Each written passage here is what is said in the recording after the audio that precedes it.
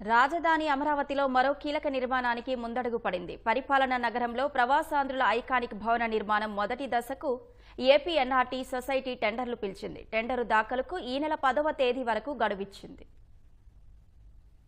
అమరావతిలో జగన్ పక్కన పెట్టిన ఒక్కో కీలక ప్రాజెక్టు కూటమి ప్రభుత్వం అధికారంలోకి వచ్చాక పట్టాలెక్కుతోంది. ఎన్ఆర్టీ ఐకాన్ పేరుతో 5 ఎకరాల్లో నిర్మించే భారీ భవనానికి సంబంధించి ఫౌండేషన్ నిర్మాణానికి Andhra Pradesh non resident Telugu society APNRTS టెండర్లు పిలిచింది. పోడియంతో కలిపి 36 అంతస్తుల ఎన్ఆర్టీ ఐకాన్ భవనాన్ని 3 దశల్లో నిర్మిస్తారు. మొదటి దశలో నిర్మించే ఫౌండేషన్ కు ఇప్పుడు టెండర్లు పిలిచారు.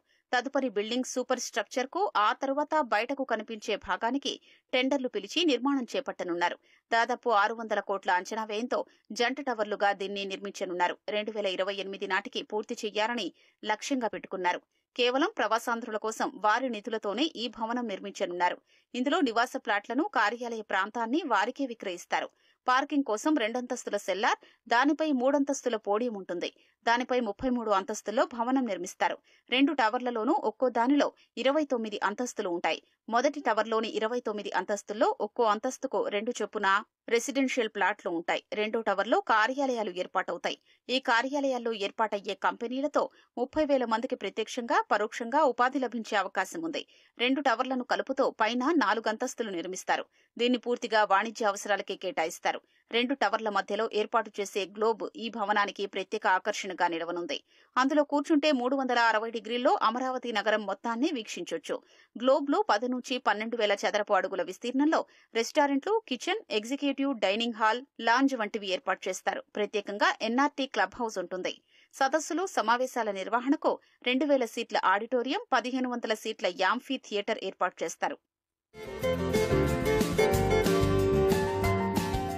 2014-19 మధ్య ఎన్ఆర్టీ ఐకాన్ భవనానికి నాటి సీఎం చంద్రబాబు శంకుస్థాపన కూడా చేశారు. ఐకాన్ భవనంలో ప్లాట్ల కొనుగోలుకు 104 మంది ప్రవాసాంధ్రులు 33 కోట్ల రూపాయల డబ్బు కూడా చెల్లించారు. భవన నిర్మాణం వేగంగా పుంజుకుంటున్న దశలో వైసీపీ ప్రభుత్వం అధికారంలోకి వచ్చింది.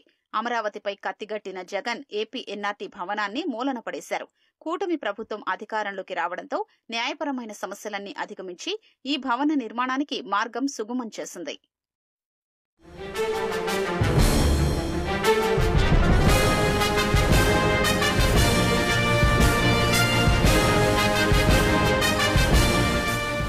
అమరావతి ఆంధ్రుల కలల రాజధాని. అలనాటి సంస్కృతి, ఆధునికత ఉట్టిపడేలా నిర్మిస్తున్న అద్భుత నగరం. సమస్యలన్నీ తొలగించుకొని చకచక అడుగులు వేస్తుంది. 5 ఏళ్ల పాటు ముళ్ల పొదలతో నిండిన ప్రాంతం జంగిల్ క్లియరెన్స్తో చక్కగా కనిపిస్తోంది. అమరావతికి గుండెకాయ లాంటి సీడ్ క్యాపిటల్ నిర్మాణానికి సర్వం సిద్ధమైంది. ఒక్కసారి మొదలైతే ఆటంకాలు లేకుండా పనులను పరుగులు పెట్టించేలా పక్కా ప్లాన్ రెడీ అయింది.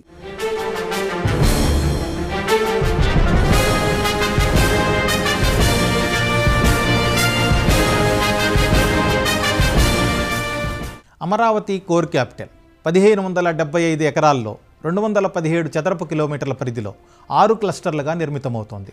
Singapore master plan, Norman Foster డిజైన్లతో అమరావతి రూపుదిద్దుకుంటోంది. రాజధాని నగరంలో అతి ప్రధానమైనది సెక్రటేరియట్.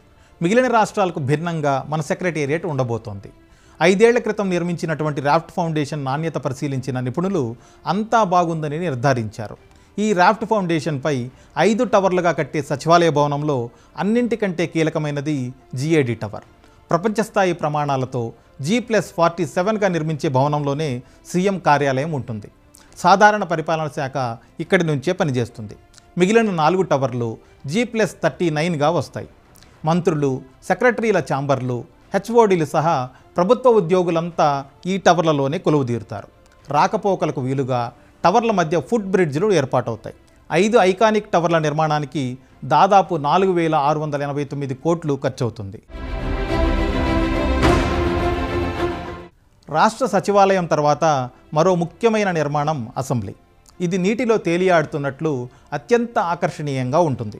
శాసనసభ జరుగుతున్నప్పుడు కార్యకలాపాలకు ఎలాంటి ఇబ్బంది లేకుండా ప్రజలు నేరుగా చూసే అవకాశము ఉంటుంది.